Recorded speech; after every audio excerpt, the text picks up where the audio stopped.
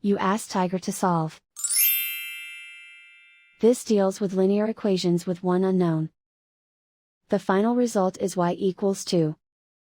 Let's solve it step by step. Group all constants on the right side of the equation. Add 5 to both sides. Simplify the arithmetic.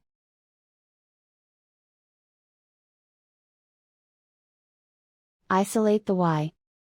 Divide both sides by 6. Simplify the fraction. Find the greatest common factor of the numerator and denominator.